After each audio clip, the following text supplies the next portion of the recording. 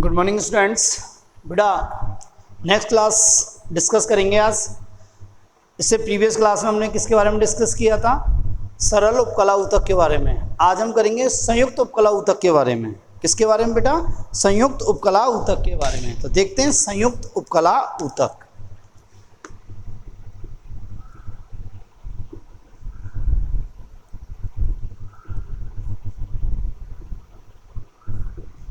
Compound epithelium tissue.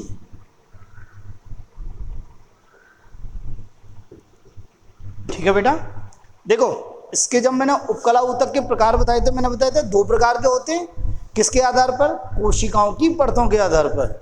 सरल उपकला ऊतक और संयुक्त उपकला ऊतक। सरल उपकला ऊतक में कितनी होती है? कोशिका की सिर्फ एक परत होती है, और इसमें क्या होती है? कोशिकाओं की दो या दो से अधिक परतों का बना होता है। तो ये किसका बना होता है?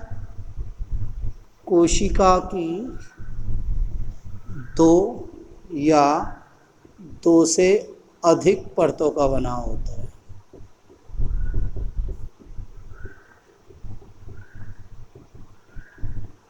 हम क्या कह सकते हैं? ये क्या होता है? बहुपर्ती है। क्या होता है बेटा? बहुपर्ती है।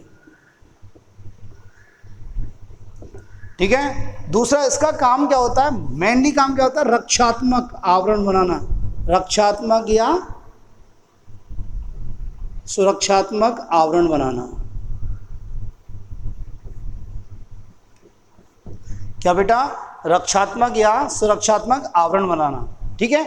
ये क्या करता है? रासायनिक एवं यांत्रिक प्रतिबलों से रक्षा प्रदान करता है। किससे?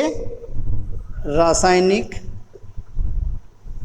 एवं यांत्रिक प्रतिबलों से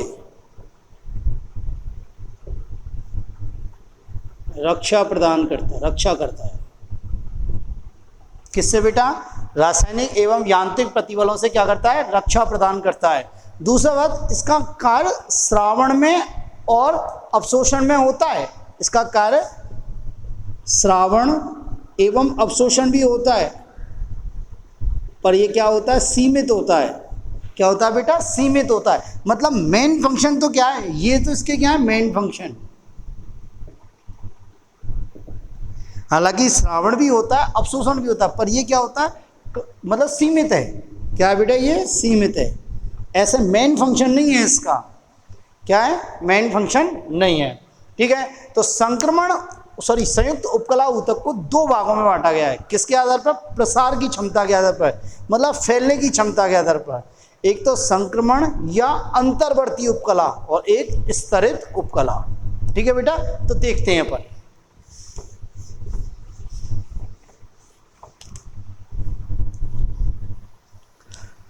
इसके प्रकार: प्रसार की क्षमता के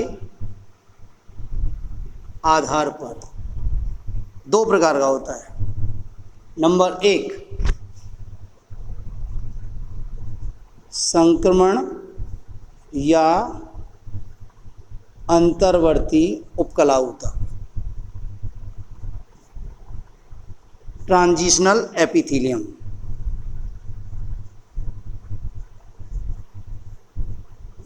ठीक है। और एक क्या होता है? स्तरित उपकला ऊतक।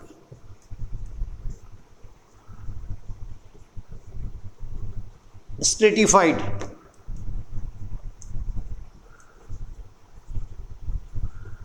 एपिथेलियम। क्या बेटा? Stratified epithelium. देखो इसमें प्रसार की क्षमता पाई जाती है, इसमें प्रसार की क्षमता नहीं पाई जाती है। प्रसार की क्षमता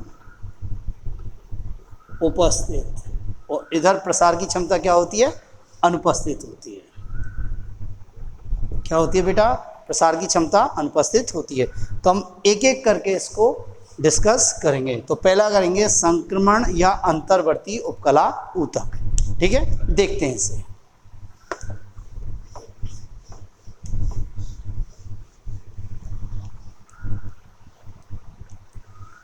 नंबर 1, संक्रमण या अंतर्वर्ती उपकला ऊतक, ट्रांजिशनल एपिथेलियम।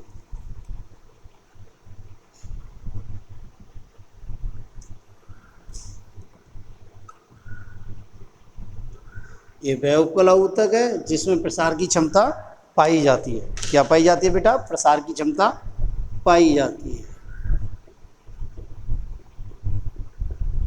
उपस्थित होती है। दूसरी बात, मेरी बात सुनो, ये कितने स्तरों का था? ये 4 से 6 कोशिकीय स्तरों का बना होता है।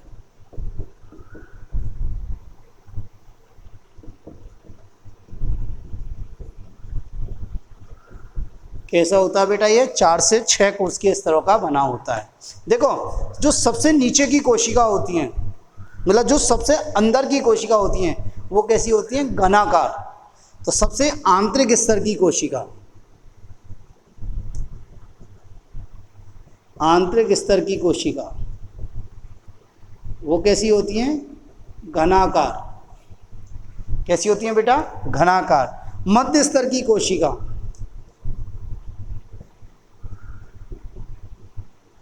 कैसी होती है? नाशपाती के आकार की। नाशपाती मीन्स पियर।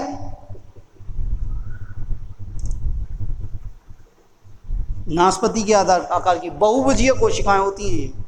क्या होती है बेटा? ये बहुभुजीय कोशिका। और सबसे ऊपर के स्तर की, जो बाह्य स्तर है, उसकी कोशिकाएं जो होती हैं, क्या होती है बेटा? बाह्य स्तर की कोशिका, वो कैसी होती है? गोलाकार या अंडाकार। गोलाकार या अंडाकार। बात समझ में आई? तो ये क्या होता है? संक्रमण या अंतर्वर्ती उपकला ऊतक। संक्रमण या अंतर्वर्ती उपकला ऊतक, प्रसार क्षमता उपस्थित होती है। कोशिकाओं की 4 से 6 परतें पाई जाती हैं। ठीक है। जो सबसे आंतरिक स्तर की कोशिका होती है, वो आकार में कैसी होती हैं? घनाकार। मध्य स्तर की कोशिका कैसी होती है? नाशपाती आकार की, पियर शेप की। और बाह्य स्तर की कोशिका कैसी होती हैं? गोलाकार या अंडाकार। देखो बेटा, रेस्टिंग स्टेज में, विश्रांति की अवस्था, मतलब रेस्टिंग स्टेज मतलब अभी कोई इसमें संकुचन हो रहा ना रिलैक्सेशन हो रहा, कुछ नहीं हो रहा है। तो विश्रांति की अवस्था में, रेस्टिंग स्टेज में, विश्रांति या रेस्टिंग स्टेज में, देखो ये कोशिका जो होती हैं, इन या ये जो उपकला होती है, इसमें बेसमेंट मेम्ब्रेन उपस्थित होती है। बेसमेंट मेम्ब्रेन या ये कहो आधार कला दिखाई देती है।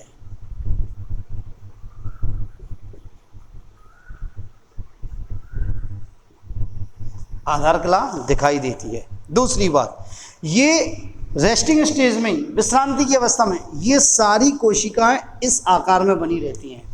ये कोशिकाएं की जो परतें हैं, ये आकार में बनी रहती हैं।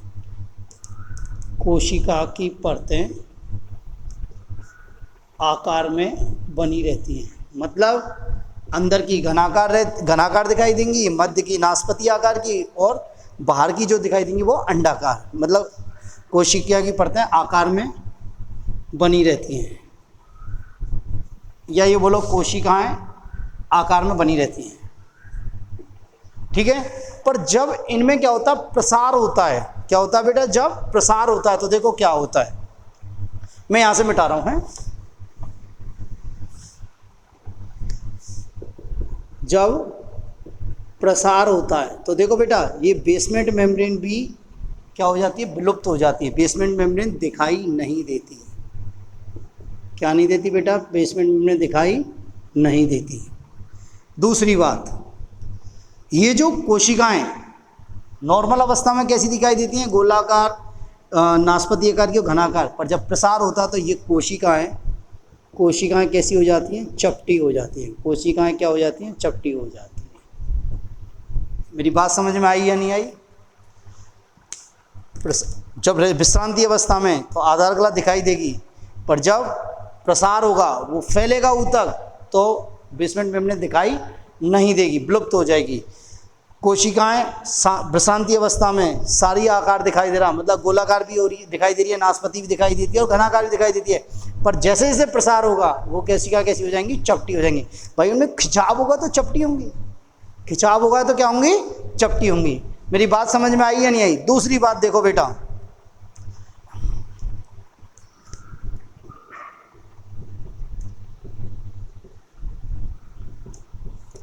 देखो ये कोशिका है ना, ये इसमें कोशिका ये आपस में किससे जुड़ी रहती हैं? इंटरडिजिटेशन से। किससे बेटा? इंटरडिजिटेशन से। तो इसमें क्या कह सकते हैं? कोशिकाएं आपस में किससे जुड़ी रहती हैं? इंटरडिजिटेशन से।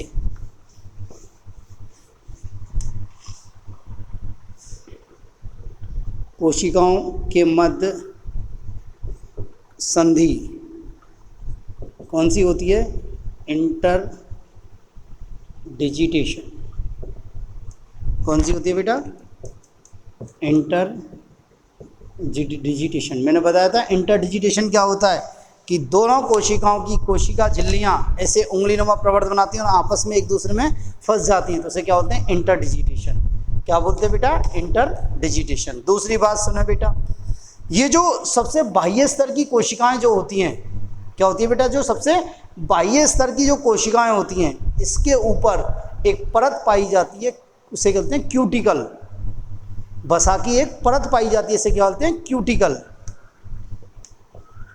सबसे बाहर की कोशिकाओं के मध्य के ऊपर एक क्यूटिकल की परत पाई जाती है।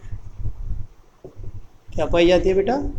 एक क्यूटिकल की क्या पाई जाती है? परत। दोबारा सुनो, जो सबसे बाहर की कोशिकाएं होती हैं उनके ऊपर क्या होती है? क्यूटिकल की परत पाई जाती है, जो इसे क्या बनाती है? जलरोधी। क्या बनाई जाती है? क्या बनाती है बेटा? जलरोधी। जो इसे क्या बनाती है? जलरोधी। ठीक है, इसके एग्जाम्पल देखते हैं। अब देखो बेटा, ये कहाँ पाई जा रही है? जहाँ प्रसार होगा, या ये कह सकते हैं ये उपकला में क्या होता है? प्रसार। तो ये कहाँ पाई जाएगी? जहाँ प्रसार होगा, जहाँ फैलाव होगा। तो फैलाव कहाँ होगा? देखो, एक तो क्या होगा? रीनल पेल्विस में होगा। किस में होगा? रीनल पेल्विस में। एक क्या होगा? यूरेटर में होगा। किस में होगा? यूरेटर में। और एक किस में होगा बेटा? यूरिनरी ब्लैडर में, मूत्राशय में होगा या नहीं होगा? होगा या नहीं होगा?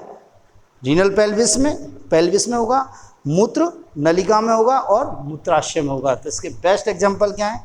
रीनल, मैं बताता हूँ पेल्विस, रीनल पेल्विस क्या है? रीनल पेल्विस, यूरेटर और यूरिनरी ब्लैडर। ठीक है, इस यूरिनरी ब्लैडर को क्या बोलते हैं? मूत्राशय। क्या बोलते हैं बेटा? मूत्राशय। रीनल पेल्विस, यूरेटर, ठीक है, और मूत्राशय, इसको क्या बोलते हैं? मूत्रवाहिनी। देखो, किडनी जब पढ़ाई थी तो एक फोटो बनाया था मैंने, देखो आप, एक बार फोटो बना के दिखाता हूँ मैं आपको यहाँ पे।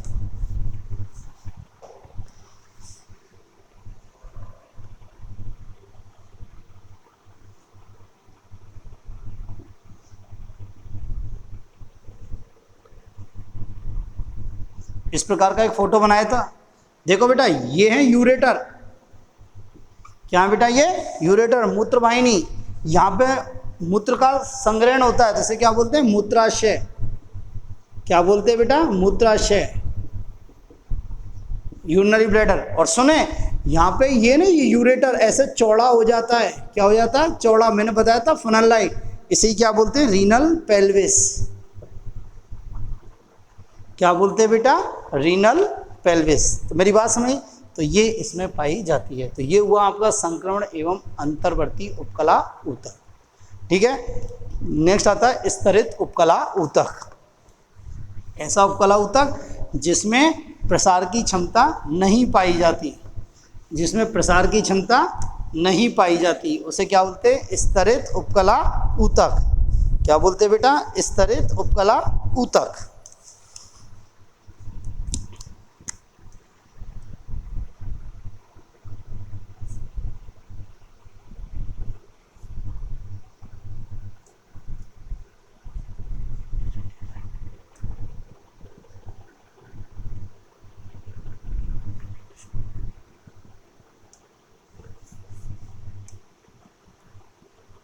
Stratified epithelial tissue. बात समझ नहीं? तो स्तरित उपकला ऊतक में क्या होता है? प्रसार की क्षमता नहीं पाई जाती। क्या बेटा? प्रसार की क्षमता नहीं पाई जाती।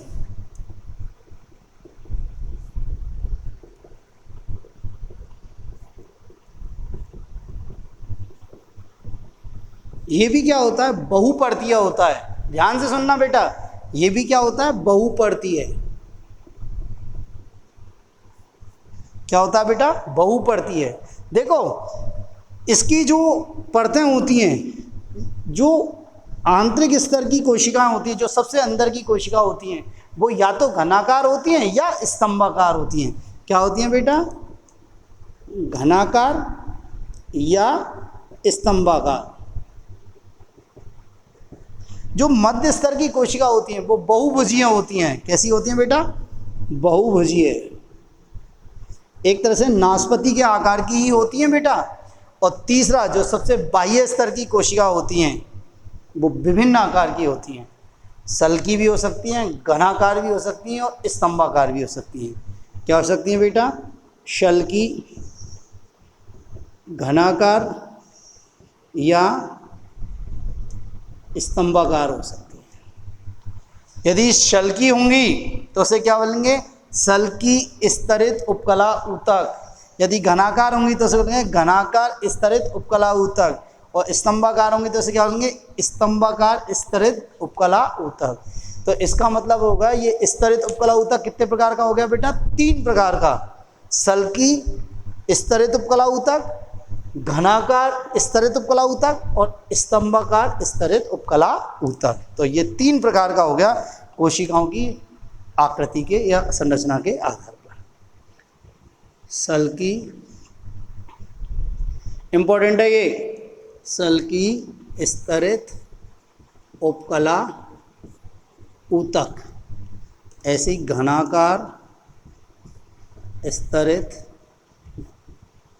उपकला ऊतक और स्तंभाकार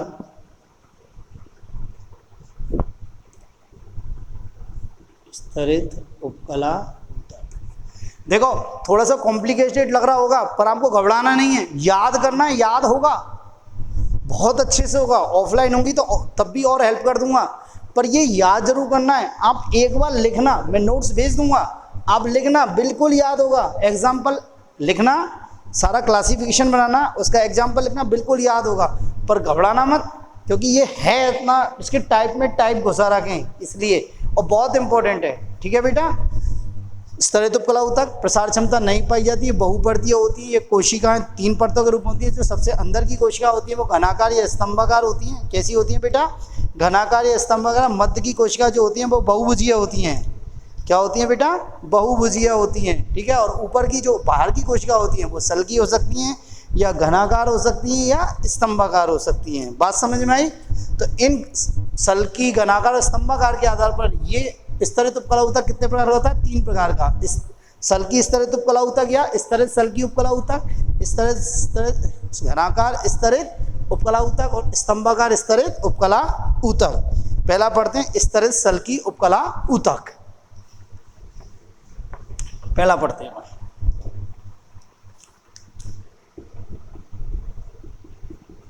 स्तरित शल्की उपकला ऊतक।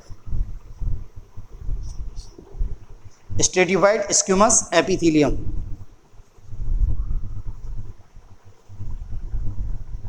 नहीं, हाँ, स्ट्रेटिफाइड स्क्यूमस एपिथेलियम। अब देखें बेटा, मेरी बात सुने आप, इसमें देखें क्या होता है। देखो इसमें वही कोशिकाओं की 3 परतें। सबसे बाहर की परत है वो कैसी कोशिकाएं, सल्की कोशिकाएं। मध्य स्तर की कोशिका कैसी हैं, बहुभुजीय कोशिकाएं। और जो नीचे नीचे की कोशिकाएं वो कैसी हैं, घनाकार या स्तंभाकार कोशिका। ठीक है, तो देख लेते हैं। बाह्य स्तर, मध्य स्तर और आंतरिक स्तर। देखो बाह्य स्तर की कोशिका कैसी हैं, ये सल्की के नाम पे दिया है। सल्की स्तरित उपकला ऊतक इसलिए दिया है क्योंकि बाहर की कोशिका आकार में कैसी हैं, सल्की, चपटी। शल्की, सल्की मीन्स चपटी कोशिकाएं। मध्य की कैसी हैं, बहुपर्तीय। कैसी हैं बेटा, बहुपर्तीय। और आंतरिक कैसी हैं, घनाकार। घनाकार। अब सुनो बेटा, जो सबसे आंतरिक स्तर की कोशिका होती है ना, इनमें बहुत ज़्यादा विभाजन की क्षमता पाई जाती है। इनमें क्या पाई जाती है, विभाजन की क्षमता अधिक पाई जाती है। क्या पाई जाती है? इस स्तर में घनाकार, आंतरिक स्तर में घनाकार कोशिकाएं, इनमें विभाजन की क्षमता क्या पाई जाती है? अधिक पाई जाती है। इसलिए ये क्या होती है? विभाजित होकर ऊपर की ओर खिसकती रहती हैं और दूसरे स्तर का निर्माण करती हैं। मतलब इन स्तरों का निर्माण किससे होता है? इन घनाकार कोशिकाओं के विभाजन से। तो ये क्या हो गई? विभाजन स्तर है, मतलब विभाजन की क्षमता पाई थी, तो इसलिए इसे क्या बोलते हैं? अंकुरण स्तर भी बोलते हैं, जर्मिनेटिव लेयर भी बोलते हैं इसे। और क्या बोलते हैं? अंकुरण स्तर। क्या बोलते हैं मेरे बच्चों? अंकुरण स्तर। मेरी बात समझ में आई? दूसरी बात सुनो, ये कोशिका है ना आपस में, वहां मैंने बताया था संक्रमण उपकला ऊतक में, वहां किससे जुड़ी जाती है? इंटरडिजिटेशन से। और यहाँ किससे जुड़ी रहती है बेटा? ये डेस्मोसोम से। किससे जुड़ी रहती है? डेस्मोसोम से। इन कोशिकाओं के बीच में कौन सी संधि पाई जाती है? डेस्मोसोम। जबकि मां क्या पाई जा रही थी बेटा? इंटरडिजिटेशन। क्या पाया जाता है? इंटरडिजिटेशन। ठीक है। अब और सुने, इसमें शल्कीय उपकला ऊतक को, शल्कीय उपकला ऊतक को भी दो भागों में बांटा गया है।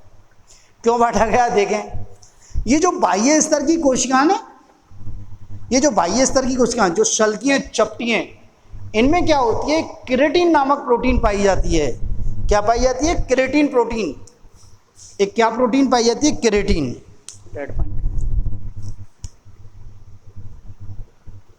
केराटिन प्रोटीन की उपस्थिति के आधार पर इन्हें दो भागों में बांटा जाता है।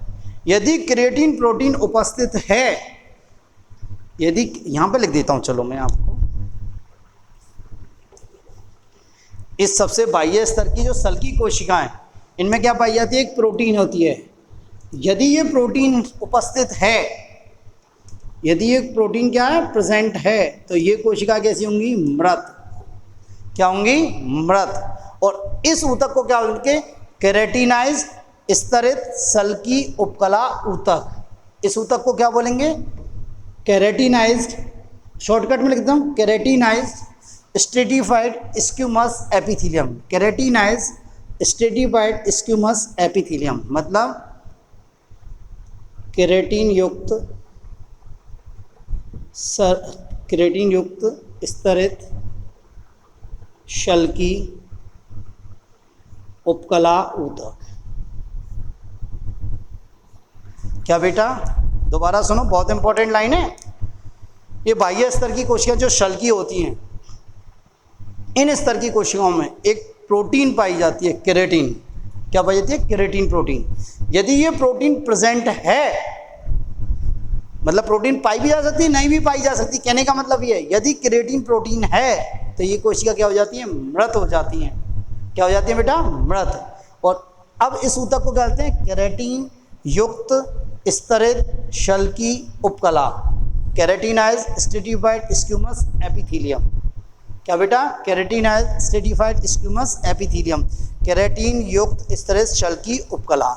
ठीक है। देखो ये कहाँ पाई जाती है बेटा? ये बाह्य कंकाल में पाई जाती है। ये वाला ऊतक किसमें पाया जाता है? बाह्य कंकाल में। अब तुम कहोगे बाह्य कंकाल क्या होते हैं? जैसे देखो, ये जो हमारी त्वचा की एपिडर्मिस है ना, इसमें त्वचा की सबसे बाह्य स्तर क्या है? एपिडर्मिस। एपिडर्मिस में, नाखून में, किसमें बेटा? नाखून में, बालों में, किसमें? बालों में, पक्षियों के नख आते हैं उनमें, सींगों में। बात समझ में आई? तो किसमें बेटा? त्वचा की एपिडर्मिस में। किसमें बेटा? त्वचा की एपिडर्मिस में। पूरा लिख देता हूं, नाखून, नखर, नखर समझते हो ना? पक्षियों के नख होते हैं, नखर कहते हैं। खुर, जो भैंस बकरियों के, भैंसों के होते हैं ना खुर, उनमें। सींग, किसमें बेटा? सींगों में। और बालों में, बालों या रोमों में पाए जाते हैं। इसीलिए तो ये कोशिकाएं मृत होती है, इसलिए अपन नेल्स काटते हैं, बाल काटते हैं, हमें पेन नहीं होता ना। बात मेरी समझ में आई? क्लियर है? यदि ये प्रोटीन एब्सेंट है, यदि ये प्रोटीन क्या है? एब्सेंट है, तो ये कोशिका क्या होंगी? जीवित। क्या होंगी बेटा? जीवित। ये कोशिकाएं क्या होंगी बेटा, जीवित। और अब इसे क्या बोलते हैं, नॉन केरेटिनाइज्ड। क्या बेटा, इस ऊतक को क्या बोलेंगे आप, non keratinized stratified squamous epithelium, keratin विहीन स्तरित सल्की उपकला ऊतक। क्या बोलेंगे बेटा, केरेटिन विहीन स्तरित सल्की उपकला ऊतक। देखें क्या बोलेंगे इसको, केरेटिन विहीन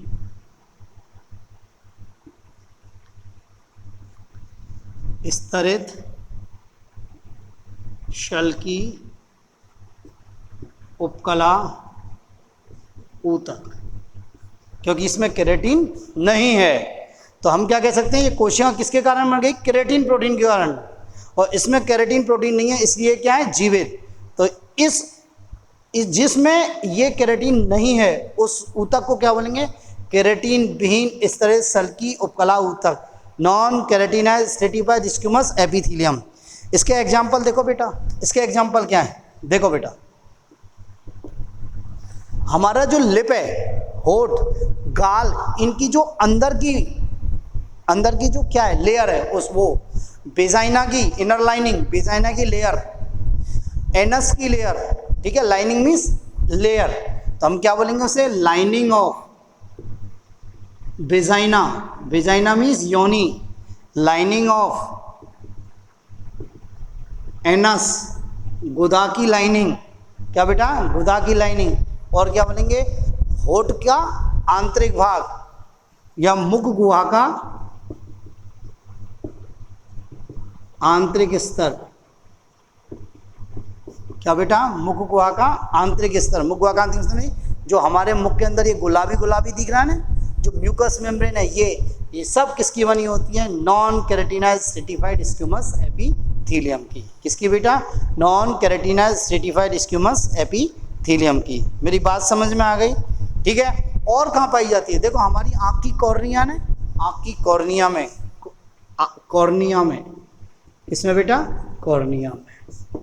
तो ये हुआ आपका स्तरित सल्की उपकला ऊतक, स्तरित सल्की उपकला ऊतक। एक बार दोबारा सुन लो, बहुपर्तीय है, कैसा बेटा, बहुपर्तीय है।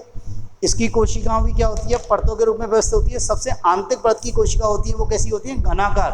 कैसी होती है, घनाकार। और इन कोशिकाओं में विभाजन की क्षमता अत्यधिक होती है, इसलिए क्या बोलते हैं, ये दूसरे स्तरों का निर्माण करती है, इसलिए क्या बोलते हैं, अंकुरण स्तर। मध्य स्तर की कोशिकाओं क्या बोलते हैं, कैसी होती है, बहुपर्तीय। कैसी होती है, बहुपर्तीय। और बाह्य स्तर की कोशिकाएं कैसी होती हैं, शल्की। कैसी होती हैं, शल्की। ठीक है बेटा। इन कोशिकाओं में केरेटिन प्रोटीन की उपस्थिति और अनुपस्थिति के आधार पर इन्हें कितने भागों में बांटा गया, 2 भागों में। यदि केरेटिन प्रोटीन है तो एक कोशिका कैसी होती है, मृत। उन्हें क्या बोलते हैं, केरेटिन युक्त स्तरित शल्की उपकला ऊतक। और ये किसमें पाया जाता है, बाह्य कंकाल में। यदि ये प्रोटीन अनुपस्थित है तो कोशिका कैसी होती है, जीवित। कैसी होती है बेटा, कोशिकाएं जीवित। ठीक है। तो इस ऊतक को क्या बोलेंगे, non keratinized stratified squamous epithelium, मतलब इसमें केरेटिन प्रोटीन नहीं है। तो ये किसमें पाई जाएंगी, लाइनिंग ऑफ वेजाइना, मतलब वेजाइना की आंतरिक लेयर में। लाइनिंग ऑफ एनस, मतलब गुदा की लेयर में। और किसमें, मुख गुहा के आंतरिक स्तर में। मुख गुहा के आंतरिक स्तर मतलब होठों की आंतरिक सतह पर, ठीक है, और गालों की आंतरिक सतह पर। और किसमें, कॉर्निया में। किसमें बेटा, कॉर्निया में पाई जाएगी। मेरी बात समझ में, फेरिंग्स में पाई जाएगी, टॉन्सिल में पाई जाएगी।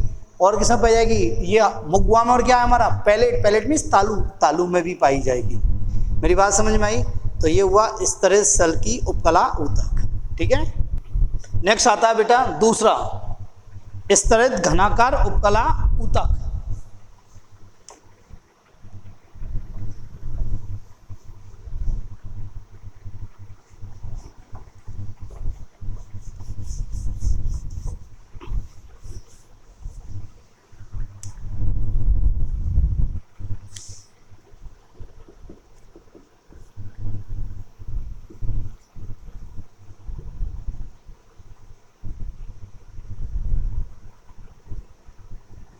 Stratified cuboidal epithelium. ठीक है बेटा। इसके भी, ये भी काफ़ी इस तरह का बना होता है। देखो, आंतरिक स्तर, मध्य स्तर और बाह्य स्तर। देखो, आंतरिक स्तर की कोशिका कैसी होती है? घनाकार या स्तंभाकार। घनाकार या स्तंभाकार। मध्य स्तर की कोशिका कैसी होती है? बहुभुजीय। कैसी होती है बेटा? बहुभुजीय। और बाह्य स्तर की कोशिका कैसी होती हैं? घनाकार। कैसी होती हैं? घनाकार।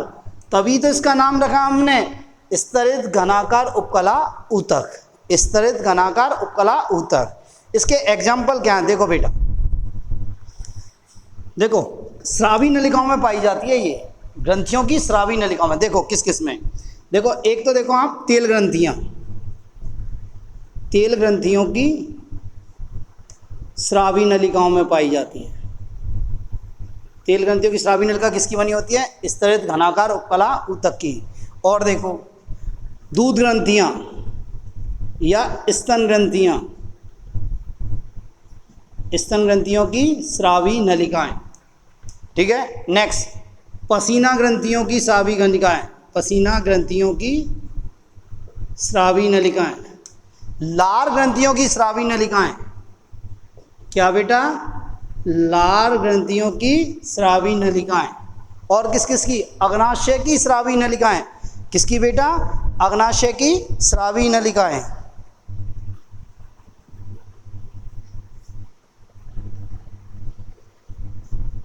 क्या बेटा? अग्नाशय की स्रावी नलिकाएं। तो इसे बोलते हैं स्तरित घनाकार उपकला ऊतक। बात समझ में आई? आंतरिक स्तर घनाकार या स्तंभाकार कोशिकाओं को बना होता है, मध्य स्तर बहुभुजीय कोशिकाओं को बना होता है, और बाह्य स्तर घनाकार कोशिकाओं को बना होता है। किसका बना होता है बेटा? घनाकार कोशिकाओं का बना होता है। नेक्स्ट आता है स्तरित स्तंभी उपकला। स्तरित स्तंभी उपकला।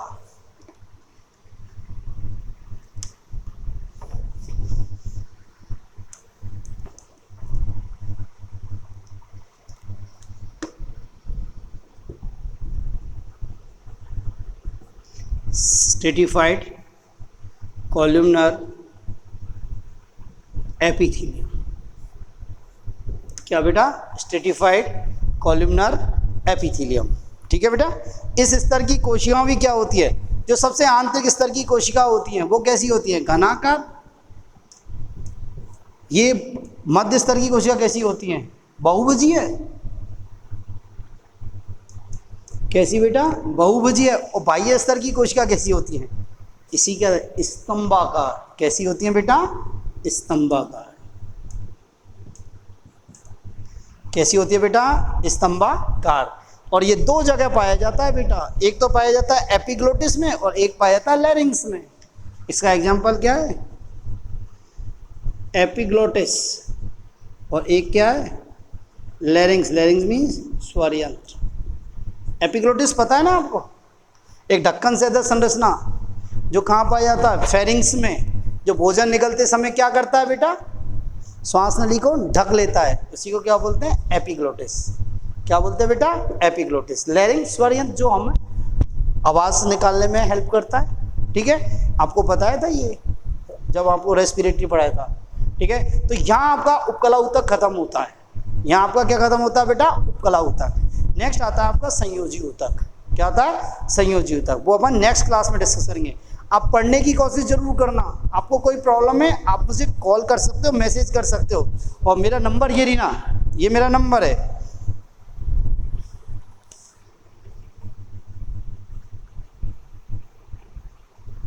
आपको प्रॉब्लम है आप मुझे कॉल कर सकते हो, मैसेज कर सकते हो, व्हाट्सअप कर सकते हो यदि कोई प्रॉब्लम आ रही है कहीं। 9783291360। ठीक है बेटा। आज के लिए थैंक यू।